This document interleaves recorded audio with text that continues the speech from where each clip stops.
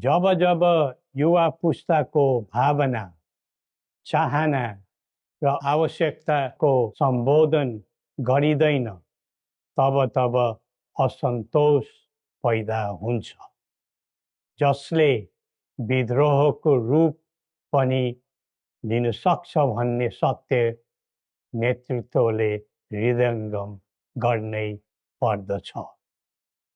नेतृत्वले पटक पटक युवालाई प्रयोग मात्र गर्ने, तर उनीहरूको आवश्यकता बुझेर काम नगर्ने प्रवृत्तिले युवामा असन्तोष जन्मेर देशमा जनधनको हानि भयो।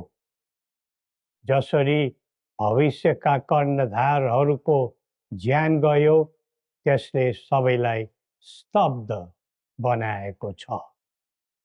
युवाहरूमा भ्रष्टाचारप्रति असहिष्णुता र आइटी प्रतिस्पर्धामा अग्रताको जोश देखिनु उज्जवल भविष्यको सङ्केत हुन्, तर उन्नतिको गन्तव्यमा राजनीति चुक्यो भने अल्छीको सपना मात्र बन्न जान्छ। स्वचालित व्यक्तिले राष्ट्रको हित खोज्दै जान्छ, परिचालित व्यक्तिले अर्काको मित खोज्दै हिँड्छ।